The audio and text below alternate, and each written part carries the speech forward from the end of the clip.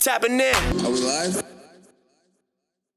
We enter a more serious conversation, a conversation that could make or break the entire integrity of this podcast. One that could gain us or lose us followers. A question, Miles Xavier, that could only have been asked by the gods themselves, which is Kong versus Godzilla.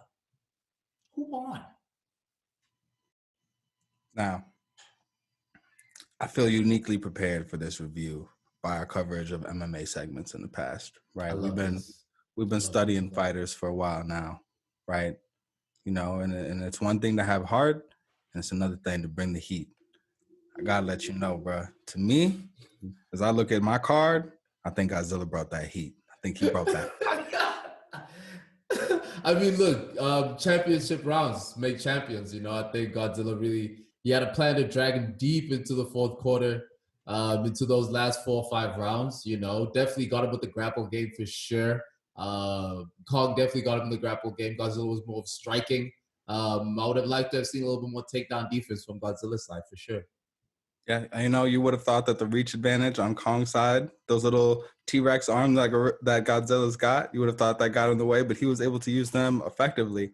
And I think, you know, Kong displayed some incredible defense with that fire. He was able to deflect that for a little bit, but it just wasn't enough to pull out the win for him. I think that final stomp really showed that Godzilla was not playing with this dude. Yo, Miles.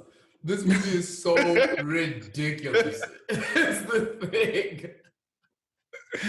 I mean, that it's almost better to review it as an MMA fight. It's actually so much better, but it's such a ridiculous movie. But like, I like that they leaned so hard into the ridiculousness of the movie. Yeah, they did. They didn't. They leaned into it. They. So I don't expect anybody to be super into the lore of the Godzilla versus King Kong movies, but they carried some of the same characters from the previous Godzilla movie and the Kong movies that led up to this.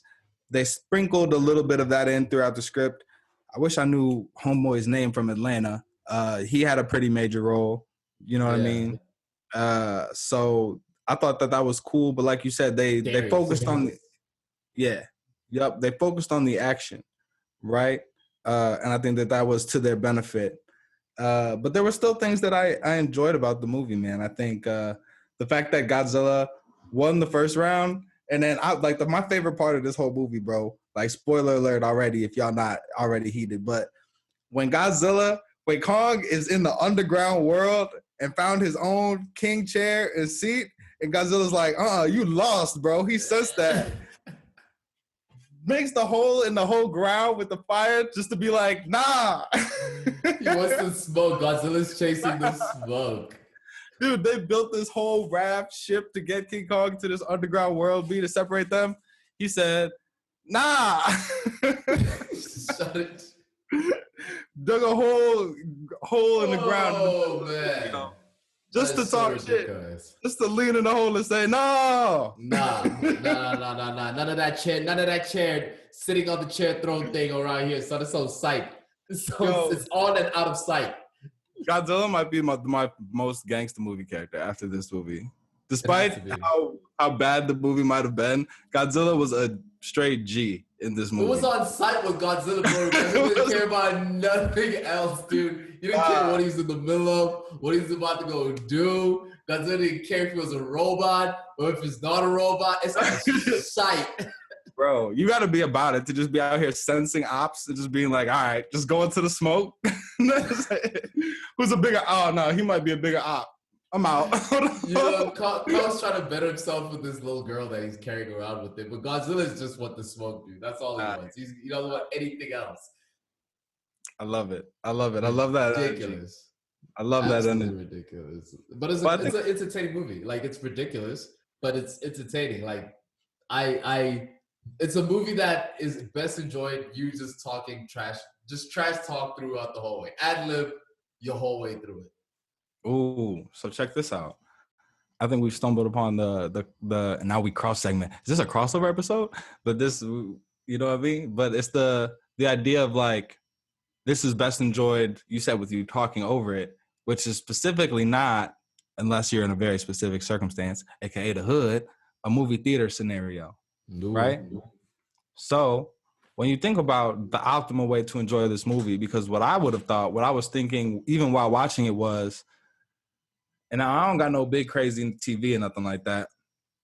Shout out to how y'all spending y'all stimmies.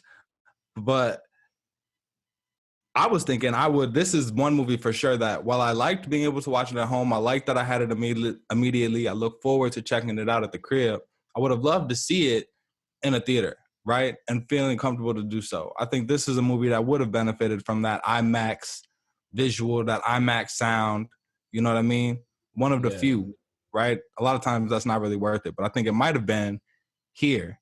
And I think the future of movie theaters depends on luxury, right? I don't think it's going to be too much more of that auditorium stuff. It's going to be the I pick little cuddle pod type stuff. You know what I mean? Where you order the opera chairs. Yeah, it's gonna be the the little pods, right? And two, are people still gonna come out for movies that are better viewed on a screen that's just too big for your house? And I think King Kong versus Godzilla was definitely an example of that. And if we like to watch it at home, and you're saying that you would prefer to chill with it, talk over it, and make a home pizza, I think that doesn't bode too well for the movie industry as it has existed up to this point. Yeah, but then again, we still don't know how the movie industry is even calculating or counting streams, right? Let alone we don't even know how music, they calculate the value of a stream. But I heard that Eddie Murphy's Coming to America 2 is like the highest grossing something on Amazon or something to that effect, right? But that's what I'm saying to you, bro, is that invest in getting a home theater type of experience. And I'm not being like copper TV, but I'm just saying that the if you enjoy movies in that sense, then there's a little bit that needs to be done to optimize a little bit of that setting. Because as I was saying, now watching Kong, I was watching with my lady. I was very happy that I was not at the theater for that. Not saying that I have an insane television, but it's the ability to be able to talk through it comfortably. I like that. I like these new straight to TV releases, dual releases. I like that a lot. Yeah, you are you're the guy who was saying, dude, you can just order your movies in the mail and like they come to you in 3 to 5 days and you watch it, you put it back, and then you get another one. And I was the guy saying, Blockbuster, you're gonna miss the way it smells. You know what I mean? And everybody thought I was crazy. And I feel like that way, I'm just that, maybe I'm overly nostalgic in that way, but I love the movie theater. It's something that me and my family have always done. Like it's something that, like countless dates, relationships, like it's very much, there's a sentimental value to the smell of popcorn. You know what I mean? Even just like I even alluded to before, like going to a hood theater and watching like a movie that generates a reaction from the crowd and changing. Yeah, that changes a movie experience so that when you get it later on DVD or whatever, like, you're both watching it by itself for the first time, but you also are remembering like something more unique about it. Like I just like that. And I like going to the movies with a whole bunch of people. Like I'm that guy. I'm going to miss that. And it's crazy to me to think about at this stage that my kids I might be telling them about that, but they might not experience. You know what I mean? My kids will never know what Blockbuster. No, I mean, like, let's not say that though, because we don't know. But like, where we seeing it going is that it would have to be an experience, and I see potentially the virtual experience of being in a cinema like IMAX, which is taking a step forward in that way to completely be immersive and give you an experience that you definitely wouldn't have outside of your home, outside of just having a big TV, which is the couch that moves, which is the sound. It might. But then again, it speaks to the trend of most things moving towards luxury experiences and carefully curated experiences. We're seeing that in many different things, and I think the movie experience might be just that. Like if you want to be it might even be a virtual reality thing where you're paying to participate in the movie and see it from that perspective. There's so many different things that can happen with it. That would be raw. That would be dope. Hey, if there's a VR actor who's like a character, but it becomes then we get real hazy between the line between video games and uh and movies, which is cool. And maybe that's where we're pushing things to. That's Calm. Calm felt like a video game when you were watching it. Yeah, for sure. Much better than that choose your own story that Black Mirror did. Boo, boo. Uh, As I was watching Kong, I was saying, as I was saying, I was watching with my lady. So I go, man, this is not realistic. These graphics terrible. This doesn't look realistic at all. And she's like, what does an intergalactic giant space monkey look like in realism, though? What does that actually supposed to look like? And I found that quite funny. Yeah, well, it's interesting when you think about like these movies are built on like this isn't our generation's like content even really. Like these movies are built on a history of like cult classic monster movies, right? Like, and to a large extent, the original King Kong movie, for sure, at least, can be definitely analyzed for a lot of socio-political perspective about. But we don't got to get into all that. But these are built on a whole history of movies, right? And it's really interesting to like think about. It was like a combination of puppets and stop animation that people were captivated by, and that really took root of these characters in people's imaginations. So I think it's always interesting to think of these from the perspective of like as a kid, right? As a 7-year-old who watches Godzilla versus King Kong, I can't imagine what that experience is like coupled with that imagination. You know what I mean? Yeah. Like it's really incredible. And I'm sure that they look at a lot of the stuff that we were captivated by, like the way that we look at some of those old puppeted Godzilla versus Mothra, Mechagodzilla, type movies. Yeah, I think when we look back at the generation of there was that period in time where we are doing high school movies and like high school spoof movies, right? When Scary Movie was coming out and that gory, I Know What You Did Last Summer. There was that whole period. There was nothing but just straight high school movies coming out. I think when we look back at moment in time in film industry, that is going to be a nasty. That's going to be a nasty moment in our time of film. Yeah. Meet the Spartans is the only time I've ever walked out of a theater. Like, just like, oh, this is so bad. I cannot continue watching it. It's terrible. Like, that's an absolutely terrible movie. Yeah, I know exactly what you're talking about. But some of those, I think it's interesting, and it speaks to our, in the film industry's like tendency to just squeeze things till they're dry, bro. Like the first Scary Movie based on around the movies like slasher movies like Scream and I Know What You Did Last Summer that we were getting before that, like is a cool concept, right? That parody is a cool concept. Then you did it twice.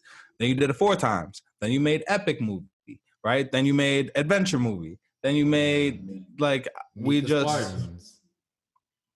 know how to let trends go. We're always, and even Godzilla versus King Kong isn't a new idea. We have trouble letting go of the past and of even I do with movie theater. So we're all caught in this nostalgia bubble. I'm not immune to it. I mean, it happens all the time. Not thinking, I think we're at that place where superhero movies I think are getting squeezed too. We're down to the itty bits of it. Yep. Literally. Let's remake the remake and pull this new remake and put some remake. We got a remake sandwich. a remake sandwich is all we get, And I think, but that's gonna be a fly time to reflect back, like when movies were super fly. Like same thing when you look back at like some Humphrey Bogart movies, or when you look back at let's say 12 Angry Men, things like that. That's a golden age in movies, and then Sidney Poitier, looking back at that time movies, how it was shot, so beautiful, the color so nice, the schemes, all of it. And then you come here and then you see our animation movies and our animations and hero movies. It's like, perfect. Now the question is, where's it going to next? What's the next thing? Yeah, it'll be interesting to see what the next thing is. And I think it's interesting to think about what are some of the movies that you feel will be carried on from this period, like that we will look back at, because sometimes those things happen at the same time, right? Like sometimes really those really terrible like turn of the century 2000s comedies. I think The Matrix was made right along like maybe oh no, that's probably before that 2000, right? Yeah. But like I think a lot of times they do coincide with different movies that are really good, Yeah. right? So what are some of the movies? Avatar. I hate that movie. You mean It Blue has to. Pocahontas? But like that, and this is the value of that, right? Is that it's a very basic story. Avatar is a very, very basic story. It's not a compelling story more so as it is a compelling world and universe that's created and a visual and artistic accomplishment in CGI is what it is. Yeah, maybe. That's Maybe. what Avatar is because the story is Pocahontas. Yeah. But when I think of movies that have carried on forward, I feel like they've often married a good story with like that kind of like Star Wars, for example. Like the original story, very basic, but still very like the I am your father twist is also something as far as writing in cinema that I think is really iconic. I mean, I'm sure to some people, yeah, Avatar's in there. I think for me, uh, I think of things like Crash. You know Interesting. what I mean? Uh, I think that's a movie that a lot of people can find something to relate to. Mystic River. Mm, mm. But then again, when we look at it, right, we might be looking at the movies that are going to move forward when we're in fact at the golden age of television. Maybe. Yeah, for sure. We're at the golden age of television. The Wire, the best television has been created in our time. Yeah, yeah. And we're speaking, I think, very generally about like Yeah, since we've been alive, right? And yeah, yeah. even more conscious, like 2019, yeah, 2000 and onward, right? Yeah, that's a good window frame to start it in. Let's say from the 2000s. We're talking about 2000s would be in our time, which is only 20 years, but Yeah. that's television in that sense. Movies, I don't mind. I like Crash. I think Crash is good. Any Denzel movie, but like if we're talking mass popular, public opinion, Lion King esque moving forward, I think um, Avengers has to go on there. Yeah. Avengers, Batman. Oh yeah. I think I think The Dark Knight is absolutely one of those movies that will be carried on for like, and it will be interesting to know how those movies that we think of in the past, right, were received at the time. I know there's a lot about how Star Wars, was a hit but not immediately, right? Like it took a little bit of word of mouth to kind of get that out, and yeah, it would be really interesting to experience what some of those Humphrey Bogart movies were like. The movies Casablanca, what was it? What was the consensus at the time, Yeah. right? This nigga on the screen was the consensus at the time. Right. Yeah, man, it's interesting. But Had them white folks heated. You said what? I said he had those white folks heated for sure. Sidney Poitier? Yep. Yeah, for sure. Keep them white folks heated. Yeah, man.